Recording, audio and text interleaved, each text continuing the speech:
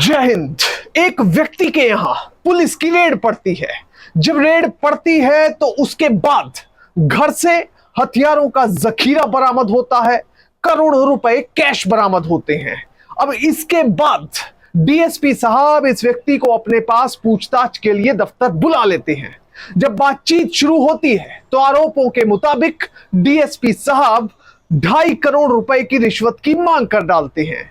DSP साहब कथित तौर पर कहते हैं कि 2.5 करोड़ रुपए दे दो, इस केस से तुम्हारा नाम निकाल दूंगा, वरना पूरी जिंदगी जेल में काटनी पड़ेगी। अब जब ये शख्स ये बात सुनता है उसके बाद वो पैसे देने के लिए तैयार हो जाता है, पर अचानक से एक दिन डीएसपी साहब के बताए गए ठिकाने पर जब पैसे देने के लिए ये व्यक्ति आरोपों के मुताबिक, रिपोर्टेड फैक्ट्स के मुताबिक पहुंचा तो वहां पर सादे कपड़ों में कुछ लोगों ने डीएसपी साहब को पकड़ लिया। बाद में पता चला कि डीएसपी साहब रिश्वत लेते हुए रंगे हाथों गिरफ्तार हो गए। इस पूरे केस के बारे में बात करेंगे, पर सबसे पहले आपसे अपील कि आप बड़ी संख्या में हमारे वीडियोस को देख रहे हैं पर चैनल सब्सक्राइब नहीं कर रहे।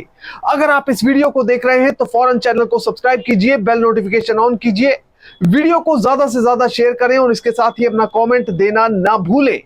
इस पूरे केस की सच्चाई जानने के लिए वीडियो को बिल्कुल आखिर तक देखें, कतई भी स्किप ना करें।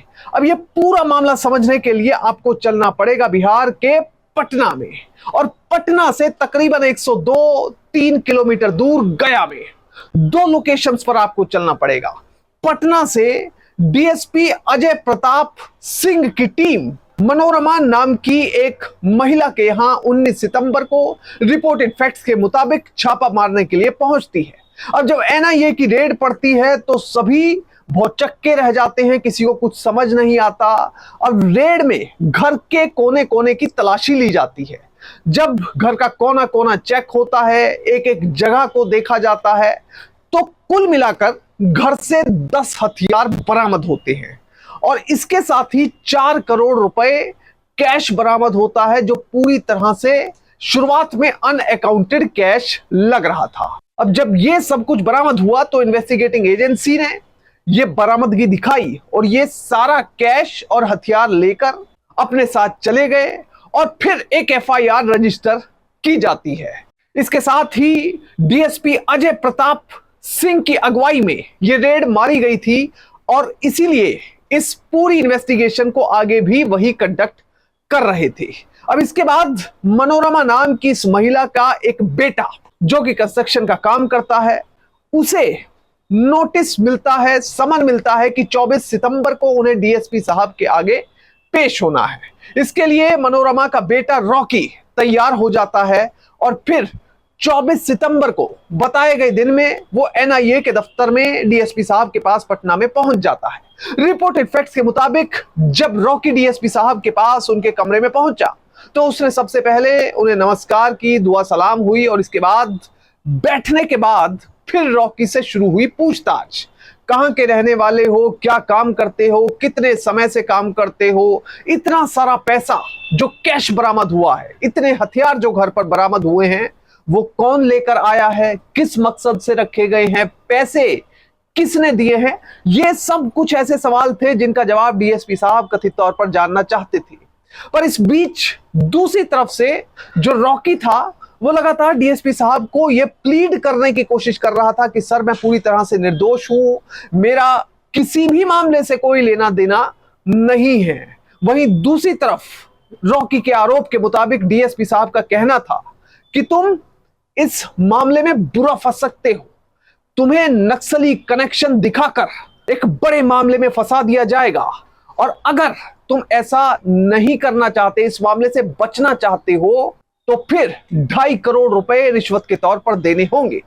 अब आरोप के मुताबिक जैसे ही रॉकी ने यह सब कुछ सुना उसे कुछ समझ नहीं आया, उसने फौरन जवाब देने से बचना चाहा और डीएसपी साहब से सोचने के लिए कुछ समय मांगा। हालांकि रॉकी ने इतना कहा कि सर मैं अगर पैसे दे भी दूंगा तो भी एक मुश्त 2.5 करोड़ रुपए आपको नहीं दे पाऊंगा, इसके लिए मैं किश्तों में ही आपको पैसा दे पाऊंगा। बहरहाल रॉकी घर आता है और फिर सोच विचार में लग जाता है, परिवार में बात करता है, कुछ खास दोस्तों से बात करता है और फाइनली फैसला करता है कि अगर इस बड़े मामले से मैं बच सकता हूं तो 2.5 करोड़ रुपए दे दिए जाएं। अब 2.5 करोड़ रुपए की जो पहली किस्त रॉकी ने डिसाइड की, या फिर यूं कहें कि जो पैसे रॉकी ने इकट्ठे किए वो शुरुआती किस्त के थे 25 लाख रुपए। वो डीएसपी साहब को कहता है कि मैं सर 25 लाख रुपए पहली किस्त के तौर पर दे दूंगा, और डीएसपी साहब भी आरोपों के मुताबिक इस पर हामी भर देते हैं। अब इसमें आरोप के मुताबिक डीएसपी अजय प्रताप सिंह अपना एक नोट निकालते हैं, उस पर 2 व्यक्तियों के नाम लिखते हैं, जिनमें एक का नाम कथित तौर पर हिमांशु होता है और दूसरा एक और एजेंट होता है, और उनके फोन नंबर भी डीएसपी साहब की ओर से लिख दिए जाते हैं। कथित तौर पर डीएसपी साहब ने यह कहा था कि तुम इनमें से किसी को भी कॉल कर लेना और 25 लाख रुपए की रकम सीधा उनके पास पहुंचा देना। उनके पास पैसे पहुंचे, यानी कि मेरे पास ही पहुंच गए हैं। अब ठीक 2 दिन बाद यानी 26 सितंबर को रॉकी दिए गए नंबरों पर कॉल करता है, बात होती है और एक स्थान निश्चित किया जाता है। उस स्थान पर रॉकी अपनी गाड़ी से पहुंचता है, बैग में 25 लाख रुपए थे और सीधा उस व्यक्ति को जिसे बताया गया था पैसे दे देता है और वहां से निकल आता है। पर इस बीच जैसे ही रॉकी घर पर पहुंचता है तो उसके लिए कोई अच्छी खबर नहीं थी। कुछ ही घंटों बाद एक और समन डीएसपी साहब की ओर से रॉकी को भेज दिया गया। कथित तौर पर इस समन में एक बार फिर से डीएसपी साहब के सामने पेश होने के लिए कहा गया 2 दिनों के अंदर। अब रॉकी फिर परेशान है कि मैंने तो 25 लाख रुपए भी दे दिए, पर इसके बावजूद फिर भी डीएसपी साहब ने मुझे अपने दफ्तर में क्यों बुला लिया है। कम से कम कुछ दिनों का तो इंतजार करना चाहिए था। पर फिर भी हार कर, तंग आकर रॉकी कथित तौर पर डीएसपी साहब के दफ्तर में पटना में पहुंच जाता है। अब जैसे ही वो डीएसपी साहब के दफ्तर पहुंचता है, वो कहता है कि सर मैंने तो अब 25 लाख रुपए की पहली किस्त भी दे दी है, फिर भी आपने समन देकर मुझे अपने दफ्तर में क्यों बुलाया है। अब इस बीच दोनों के बीच में बातचीत होने लगती है। डीएसपी साहब केस से जुड़े सवालों के कुछ जवाब चाहते थे। अब बातचीत जब होने लगती है तो एक बार फिर से रॉकी कहता है कि सर मैं इस मामले में निर्दोष हूं और मैं किसी भी तरह से इस मामले में फंसना नहीं चाहता, इसीलिए मैं आपको पैसे देने के लिए भी राजी हुआ था। अब इसके बाद रॉकी का आरोप है कि डीएसपी साहब ने आओ देखा ना ताओ और कह दिया कि अब अगली किस्त देने के लिए तैयार हो जाओ, तुम्हें पूरे 2.5 करोड़ देने हैं और उसके लिए अगली किस्त है 70 लाख रुपए की, जिसमें से 35 लाख रुपए तुम्हें आज ही अदा करने होंगे। अब डीएसपी अजय प्रताप की ओर से रिपोर्टेड फैक्ट्स के मुताबिक कथित तौर पर जब 35 लाख रुपए आज ही देने के लिए कहा गया और कुल 70 लाख रुपए की दूसरी किस्त मांग ली गई, तो उसके बाद रॉकी भी सोचने पर मजबूर हो गया। रॉकी को यह समझ नहीं आ रहा था कि ठीक 3-4 दिन में ही मैं इतने पैसों का इंतजाम कैसे करूं। रॉकी वहां तो हामी भर देता है, उसके बाद घर पहुंचता है और अब एक बार फिर फूट फूट कर रोने लगता है। अपने घर के सदस्यों से डिस्कस करता है, खास दोस्तों से डिस्कस करता है, और इस बीच उसे सलाह दी जाती है कि अगर तुम ज्यादा परेशान महसूस कर रहे हो तो तुम्हें इसकी शिकायत करनी चाहिए। अब रॉकी को एक दोस्त ने, एक मिलने वाले ने बताया कि तुम इस डीएसपी जो कि एनआईए में कार्यरत है उसकी शिकायत सीबीआई में कर सकते हो और इस मामले में तुम्हें न्याय मिल सकता है। अब रॉकी पहुंच जाता है सीबीआई के दफ्तर में, वहां पर अपनी पूरी कहानी, पूरे केस को बयान करता है। वो बताता है कि किस तरह से उसके घर पर रेड पड़ी और डीएसपी साहब ने उस रेड को लीड किया, जिसमें 4 करोड़ कैश, 10 हथियार बरामद हुए। पर इसके बाद लगातार उन्हें रिपोर्टेड फैक्ट्स के मुताबिक कथित तौर पर नक्सली एंगल से मामले में फंसाने की धमकी देकर 2.5 करोड़ रुपए की रिश्वत डीएसपी साहब की ओर से मांगी गई। अब जैसे ही जांच एजेंसी के अधिकारियों को ये बात पता चलती है, उनके कान खड़े हो जाते हैं और इस मामले में रॉकी की शिकायत ले ली जाती है, उसकी तहरीर ले ली जाती है। अब जैसे कोई भी इन्वेस्टिगेटिंग एजेंसी काम करती है, उसी तरह से सीबीआई के अधिकारियों ने भी इस मामले में प्रीलिमिनरी इंक्वायरी की और प्रीलिमिनरी इंक्वायरी में जो तथ्य निकलकर सामने आए उसमें यह बात सत्य पाई गई जो आरोप रॉकी लगा रहा था।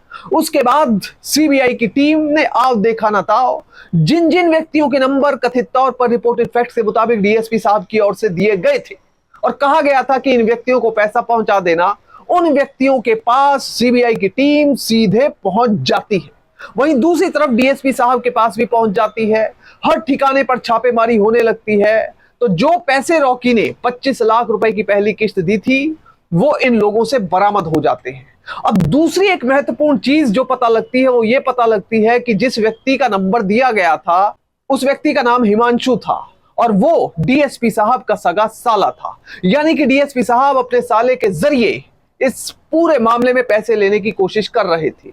अब जांच एजेंसी के अधिकारियों को यह भी शक था कि कहीं ऐसा तो नहीं कि यह तो सिर्फ एक ही मामला है, डीएसपी साहब पास्ट में भी, भूतकाल में भी कई मामलों में अपने साले की मदद से पैसे ले चुके हैं। अब इसकी जांच में भी जांच एजेंसी जुट गई। अब जांच एजेंसी की ओर से गया से लेकर पटना और भी कई ठिकानों पर छापेमारी की गई। डीएसपी साहब के कई रिश्तेदारों के यहाँ छापा पड़ा, डीएसपी साहब के घर पर, दफ्तर में छापा पड़ा, एक एक कागजों को खंगाला गया, कई चीजों को अपने कब्जे में लिया गया और प्रिवेंशन ऑफ करप्शन एक्ट की विभिन्न धाराओं के तहत मुकदमा दर्ज कर लिया गया। अगर प्रिवेंशन ऑफ करप्शन एक्ट की बात की जाए तो इसके तहत 7 साल तक की सजा हो सकती है, इसके साथ ही जुर्माना होता है और खास तौर पर ये जो धारा है ये लगाई जाती है सरकारी कर्मचारियों पर जो अपने कर्तव्यों का निर्वहन सही तरीके से नहीं करते और भ्रष्टाचार जैसे मामलों में लिप्त रहते हैं। इसके साथ ही डीएसपी साहब के जो साले हैं और एक एजेंट उसको गिरफ्तार कर लिया गया और मामले की इन्वेस्टिगेशन को आगे बढ़ाया गया। अब जब मामले की आगे जांच हुई तो पता चला कि डीएसपी साहब दरअसल एनआईए के कैडर के अधिकारी नहीं हैं, बल्कि वो इनकम टैक्स से डेपुटेशन पर इस एजेंसी में पहुंचे हैं और फिलहाल रिश्वत लेते हुए गिरफ्तार भी हो गए हैं। बहरहाल इस पूरे मामले से हमें सीख क्या मिलती है? हमें सीख ये मिलती है कि कभी भी कोई भी व्यक्ति किसी भी ओहदे पर पहुंच जाए, पुलिस के अफसर बन जाएं आप, डीएसपी, एसपी, डीआईजी, आईजी बन जाएं, आईएएस अफसर बन जाएं, आईपीएस बन जाएं या किसी भी पावरफुल पोजीशन पर चले जाएं, पर कभी भी ईमानदारी और नैतिकता का साथ ना छोड़ें। अगर कभी भी कोई व्यक्ति भ्रष्टाचार में लिप्त होता है, हो सकता है वो 1 महीने बच जाए, 6 महीने बच जाए, 1 साल, 2 साल, 5 साल बच जाए, पर एक दिन ऐसा जरूर आता है जब कानून के हाथ उस तक पहुंचते हैं और वो व्यक्ति पहुंचता है जेल की सलाखों के पीछे। हालांकि इस मामले में हम ये नहीं कह सकते कि यही जो तथ्य बताए गए हैं वो अंतिम तथ्य हैं। इस पूरे मामले में माननीय अदालत का फैसला ही अंतिम तथ्य और पूरा सच होगा। जय हिंद।